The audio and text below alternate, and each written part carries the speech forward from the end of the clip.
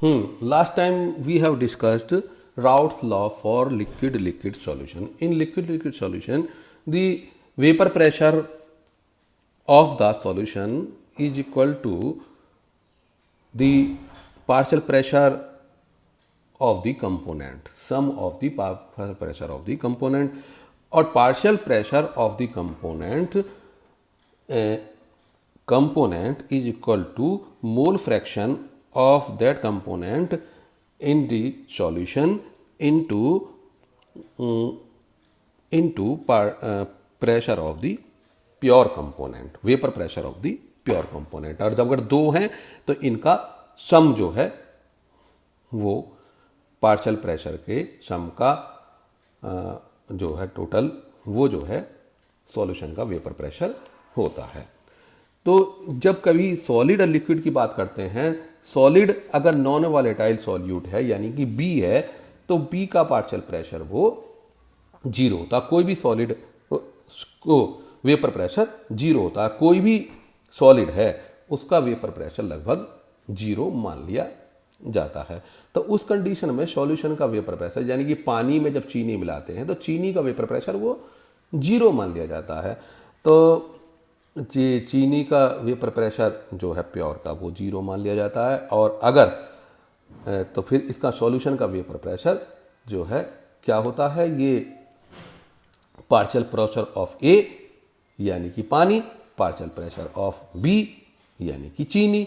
और जब पार्शियल वो वेपर प्रेशर प्योर चीनी का जीरो है तो उस कंडीशन में partial pressure of the solution ये केवल जो हमारा वो vapour pressure of the solution ये जो है हमारे जो पार्शियल प्रेशर है इसका सॉल्वेंट का उसके बराबर होता है। ठीक, तो डाइल्यूट सॉल्यूशन के केस में vapour pressure of the solution becomes equal to the mole fraction of solvent into vapour pressure of pure solvent. यहां से हो गया, क्योंकि ये यानी कि ये जो एक्स ए है, एक्स ए क्या है, mole fraction of the solvent. Mole fraction of the solvent, solvent के मॉलिक्यूल की संख्या बटे सॉल्यूट और सॉल्वेंट के मॉलिक्यूल का, यानी टोटल मॉलिक्यूल्स की मोल्स की संख्या, सॉल्वेंट के मोल की संख्या बटे टोटल मोल्स की संख्या, ये मोल फ्रैक्शन ऑफ ए होगा। और into P not A, P not ए यानी कि प्योर सॉल्वेंट का वेपर प्रेशर, प्योर सॉल्वेंट का यानी प्योर लिक्विड का यानी कि पानी का वेपर प्रेशर कांस्टेंट टेम्परेचर पर कांस्टेंट होता है। तो उस कंडीशन में ये जो है हमारा जो है P S directly proportional to ये mole fraction of the solvent, solvent के मॉलिक्यूल की संख्या ऊपर है तो यहाँ mole fraction of the solvent होगा। तो at constant temperature vapour pressure of the solution containing non volatile solvent यानी पानी चीनी में पानी में चीनी is proportional to the mole fraction of the solvent यानी कि पानी के मोल फ्रैक्शन के डायरेक्टली प्रोपोर्शनल होता है पानी में चीनी के सॉल्यूशन का वेपर प्रेशर, क्योंकि कांस्टेंट टेम्परेचर पर वो कांस्टेंट होता है। तो अब बात ये आती है कि मोल फ्रैक्शन, फ्रैक्शन यानी कि फ्रैक्शन किसके, ये सॉल्वेंट के प्लस फ्रैक्शन मोल फ्रैक्शन किसका, सॉल्यूट का, बिकम्स इक्वल टू 1। ये 1 ही होता है इनका टोटल, क्योंकि फ्रैक्शन है, ये दो कंपोनेंट हैं ए और बी, तो दोनों के जो कंपोनेंट का फ्रैक्शन का सम है वो 1 होता है। तो यहाँ से जो है हमने ये जो है हमारा मोल फ्रैक्शन ये वाला जो है ये एक्स ए, तो 1 माइनस एक्स बी, यहाँ से x A is equal to 1 minus x B यहाँ लिख दिया तो पी नॉट ए हो गया। तो यहाँ से P S is equal to P not A minus x B into P not A. तो ये क्या हुआ, यहाँ से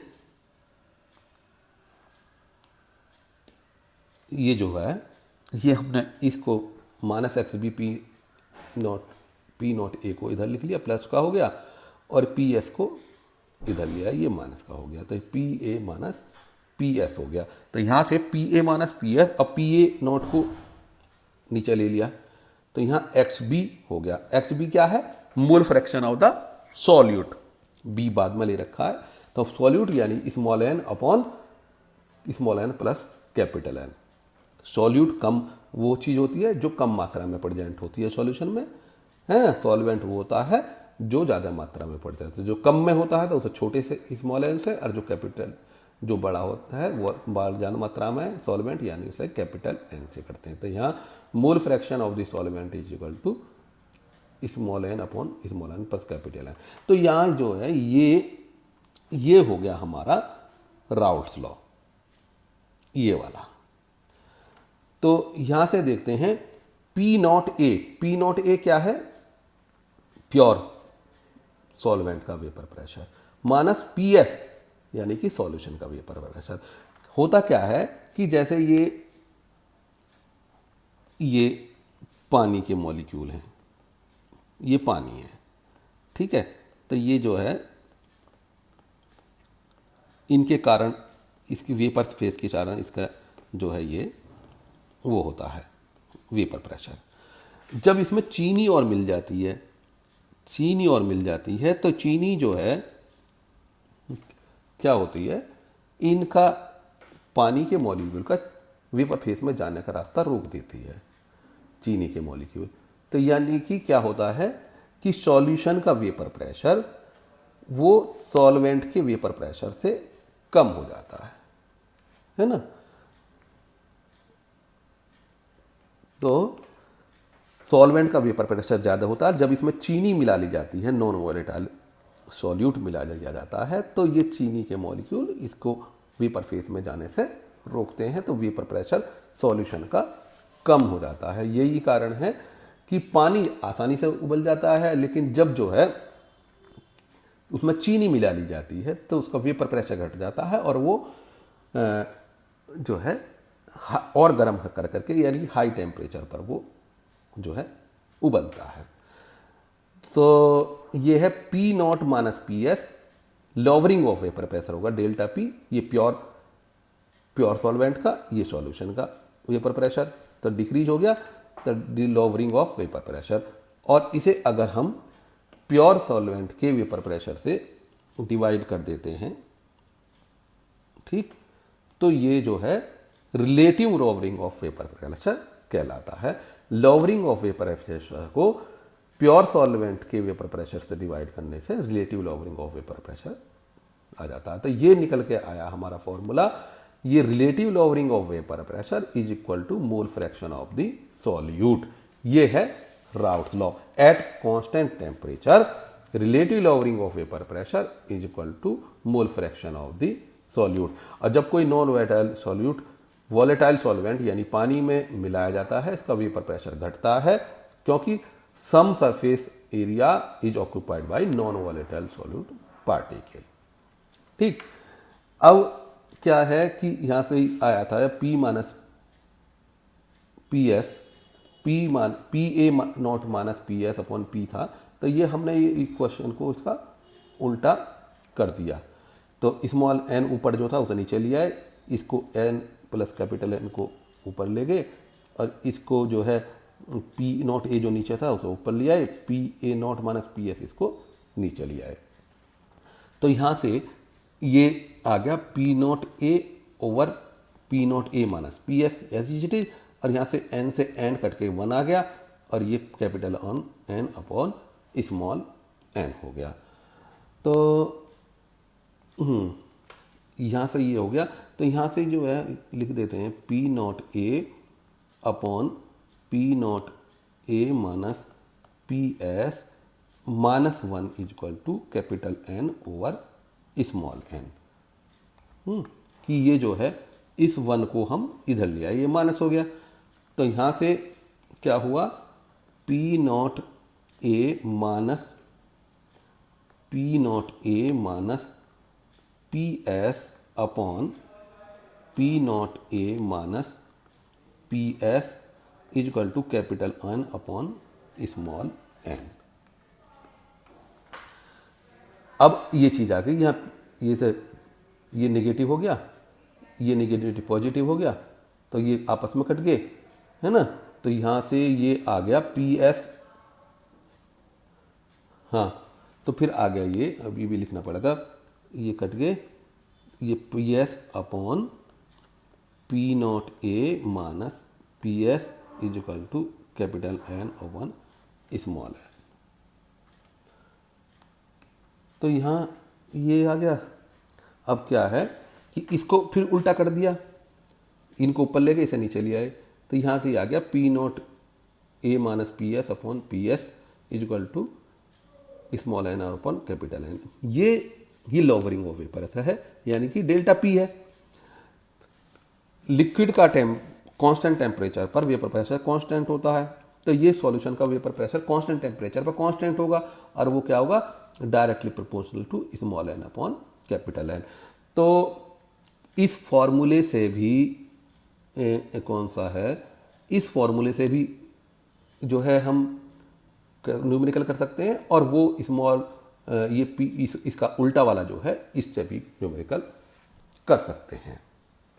ठीक, तो एक न्यूमेरिकल है, the vapour pressure of pure liquid is 40 torr, तो P not A is equal to 40 Tor.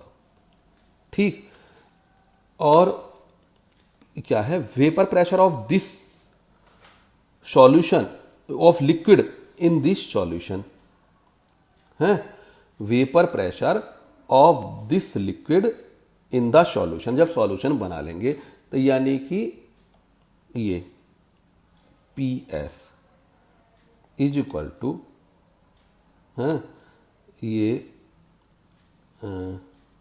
ये है 32।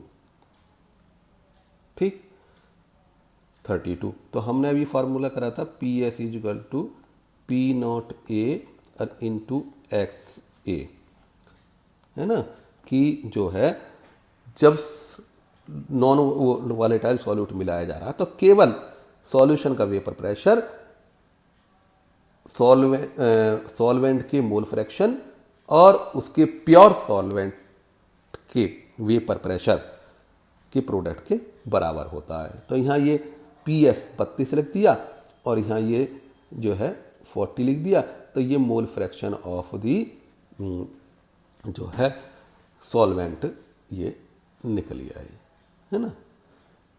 तो अच्छा, अब आता है ideal solution. What are ideal solution?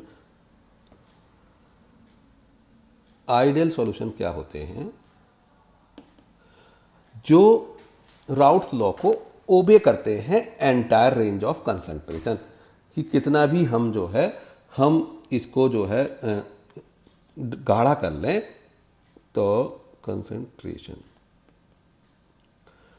कितना भी गाढ़ा क्यों ना कर लें, ये आइडियल वो जो है राउट्स लॉ को ओबे करते हैं। राउट्स लॉ क्या है? वही ये वाला है ना। तो या वो कहेंगे relative lowering of vapour pressure is equal to mole fraction of the solute, है ना। तो वो जो है राउट्स लॉ होता है। तो राउट्स लॉ को जो ओबे नहीं कर, वो जो ओबे करते हैं वो आइडियल सॉल्यूशन कहलाते हैं। साथ में दो कंडीशन और हैं कि मिक्सिंग की एंथैल्पी चेंज और वॉल्यूम चेंज मिक्सिंग का वो 0 होता है। यानी कि हम कहेंगे कि मिक्सिंग की एंथैल्पी चेंज यानी कि कोई ना तो हीट निकले और ना ही एब्जॉर्ब हो जब हम सॉल्यूशन बनाएं। सॉल्यूट को सॉल्वेंट में मिलाएं और कोई भी हीट ना निकले और ना ही एब्जॉर्ब हो, तो उसे जो है एक तो ये कंडीशन होनी चाहिए, डेल्टा एच 0 हो जाएगा, कोई हीट चेंज नहीं होगी, और एक ये है कि वॉल्यूम चेंज नहीं होगा। जितना सॉल्यूट का वॉल्यूम है प्लस सॉल्वेंट का वॉल्यूम है उनका सम सॉल्यूशन का वॉल्यूम हो। तो ऐसे को जो है हम वो कहते हैं ideal solution. Delta H mixing 0, delta we mixing 0, और राउट्स लॉ को हर कंसंट्रेशन चेंज पर जो है वो ओबे करे। होता क्यों है कि मान लो ए और बी दो कंपोनेंट हैं, इनके जो है मॉलिक्यूल के बीच अट्रैक्शन होगा ए टाइप का, बी का बी टाइप का होगा। तो जब जो है इनको मिक्स कर लें तो ए बी टाइप का मॉलिक्यूल बनेगा। तो ए बी टाइप का जो मॉलिक्यूल बनेगा उसके इंटरमॉलिक्यूलर फोर्स का अट्रैक्शन इनके मॉलिक्यूलर फोर्स ऑफ अट्रैक्शन के सेम हो, तब जो है ये आइडियल कंडीशन निकल के आएगी। अगर यहां ज्यादा हो गया तो वेपर फेस में कम पहुंचेगा मॉलिक्यूल, है ना। यहां अगर ज्यादा हो गया इनके बीच तो वेपर फेस में इनके मुकाबले कम पहुंचेगा, तो वो वेपर प्रेशर घट जाएगा। यहां कम हो गया तो वेपर फेस में जो है, यहां कम हो गया तो वेपर फेस में ज्यादा पहुंचेगा, तो इनसे ज्यादा जो है वेपर प्रेशर होगा। लेकिन परफेक्टली आइडियल सॉल्यूशन कोई नहीं होते हैं, लगभग होते हैं। तो जैसा कि नॉर्मल हेक्सेन और नॉर्मल हेप्टेन है, ये दोनों आइडियल बिहेवियर को शो करते हैं। ब्रोमो ईथेन और क्लोरोईथेन, ब्रोमीन और क्लोरीन एक ही ग्रुप के हैं, एक से ही है, तो ये भी शो करते हैं। बेंजीन टॉलिन कोई फर्क नहीं है, CH3 जुड़ा हुआ है, तो ये भी जो है आइडियल बिहेवियर को शो करते हैं। तो आइडियल सॉल्यूशन वो होते हैं जो राउट्स लॉ को हर कंसंट्रेशन रेंज पर ओबे करते हैं। डेल्टा H मिक्सिंग जीरो हो, कोई हीट ना एब्जॉर्ब हो ना इवॉल्व हो, और डेल्टा V जीरो यानी कि ना ही वॉल्यूम घटे और ना ही वॉल्यूम बढ़े। और वो कब होता है, जब सॉल्यूट और सॉल्वेंट के प्योर फॉर्म में इंटरमोलिकुलर फोर्सेस ऑफ अट्रैक्शन जो सॉल्यूशन बनने पर जो मॉलिक्यूल बना उसके इंटरमोलिकुलर फोर्सेस ऑफ अट्रैक्शन के बराबर हो। नॉन आइडियल कौन से होते हैं कि जिनमें जो है राउट्स लॉ को हर कंसंट्रेशन रेंज पर ओबे नहीं करते हैं, और उसमें या तो वो जो है राउट्स लॉ से ज्यादा वेपर प्रेशर निकल के आता है सॉल्यूशन का, या राउट्स लॉ से कम निकल करके आता है। अब जैसे कि टोटल सॉल्यूशन का वेपर प्रेशर हमने ड्राइव किया था, ये P0A minus P0B minus P0A into XB, तो y बराबर mx प्लस c की फॉर्म होती है। y बराबर mx प्लस c। तो अगर यहाँ ये गलत हो रहा है, ये पॉजिटिव होगा, ठीक। तो अगर मान लो B vapour pressure of pure solvent of B is greater than A, तो पॉजिटिव डेविएशन यानी ऊपर को चलेगा। और अगर मान लो ये A का ज़्यादा हो गया वेपर प्रेशर, तो निगेटिव डेविएशन, तो वो नीचे को चलेगा, ठीक। और ये जो है ये x एक्सिस पर है, ये y एक्सिस पर है, और ये इंटरसेक्ट है जो एक्सिस को y एक्सिस को काटेगा, ठीक। तो यहाँ जो है दिया गया है, ये मोल फ्रैक्शन का एक्सिस है, ये वेपर प्रेशर का एक्सिस है। यहाँ मोल फ्रैक्शन फर्स्ट कंपोनेंट के 0 है और फर्स्ट कंपोनेंट का यहाँ 1 है। यहाँ सेकंड कंपोनेंट का 0 है और सेकंड कंपोनेंट का यहाँ 1 है। इधर बढ़ रहा है S2 का मोल फ्रैक्शन, इधर बढ़ रहा है 1 का। वेपर प्रेशर ऊपर को बढ़ रहा है। तो जहाँ ये फर्स्ट कंपोनेंट 0 है और सेकंड कंपोनेंट का मोल फ्रैक्शन 1 है, तो मोल फ्रैक्शन 1 है, तो यहाँ जो वेपर प्रेशर है वो किसका होगा, सेकंड कंपोनेंट का, जिसका मोल फ्रैक्शन 1 है। यहाँ फर्स्ट कंपोनेंट का वेपर प्रेशर, फर्स्ट कंपोनेंट का मोल फ्रैक्शन 1 है, तो ये जो वेपर प्रेशर होगा ये फर्स्ट कंपोनेंट का, प्योर कंपोनेंट का होगा।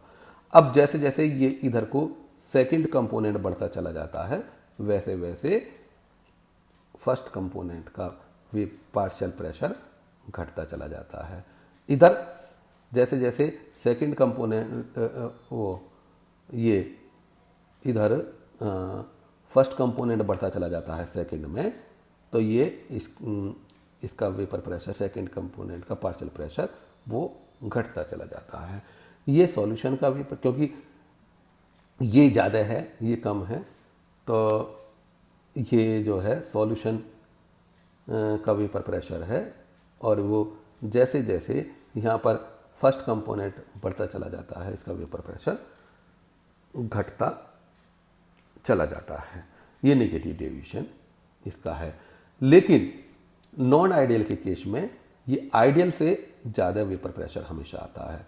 ऐसी इसका पार्शियल प्रेशर है ना फर्स्ट का, ऐसी इसका पार्शियल प्रेशर बी है। तो ये आइडियल की कंडीशन से ज़्यादा निकल कर आता है, तो इसे कहते हैं पॉजिटिव डेविएशन। और पॉजिटिव डेविएशन और यहाँ जो है इस केस में कम आ रहा है आइडियल से। इस ये प्योर का, ये सेकंड फर्स्ट वाले का, ये सेकंड का है प्योर का। तो ये जो है आइडियल से, आइडियल रोटेटेड वाले हैं, आइडियल वेपर प्रेशर से कम निकल के आ रहा है इसमें, आइडियल वेपर प्रेशर से इसमें ज़्यादा निकल कर आ रहा है। जिसमें ज़्यादा निकल कर आता है उसे पॉजिटिव डेविएशन कहते हैं, जिसमें कम निकल कर आता है उसे नेगेटिव डेविएशन कहते हैं। क्यों होता, क्यों है होता? इसलिए है पॉजिटिव डेविएशन। पॉजिटिव डेविएशन जब होता है कि जब जो प्रोडक्ट वाला ए बी का जो है फोर्स ऑफ अट्रैक्शन ज्यादा होता है। वो फोर्स ऑफ अट्रैक्शन क्या होता है, मॉलिक्यूल के बीच कम होता है, तो वेपर प्रेशर, वेपर फेज में ज्यादा मॉलिक्यूल्स पहुंचते हैं, तो वेपर प्रेशर बढ़ जाता है। ठीक, फोर्स ऑफ अट्रैक्शन अगर कम होता है ए और बी के मुकाबले, तो ए बी का, तो ये अगर ये कम होता है तो वेपर फेज में ज़्यादा मॉलिक्यूल पहुंचते हैं, तो वेपर प्रेशर बढ़ जाता है, जैसे ये वाला केस। और जब जो है ये जो है ए बी के बीच फोर्स ऑफ अट्रैक्शन अगर ज़्यादा होता है तो वेपर प्रेशर कम हो जाता है, वेपर फेज में मॉलिक्यूल्स कम पहुंचते हैं। तो ये पॉजिटिव डेविएशन जब होता है तो फोर्स ऑफ अट्रैक्शन कम होता है, जब नेगेटिव डेविएशन होता है तो फोर्स ऑफ अट्रैक्शन ज़्यादा होता है। कैसा कैसा कि अब की तो होता किस किस में है, जैसे कि प्योर इथेनॉल और वाटर है, इसमें हाइड्रोजन बॉन्डिंग होती हैं। पहले नंबर पर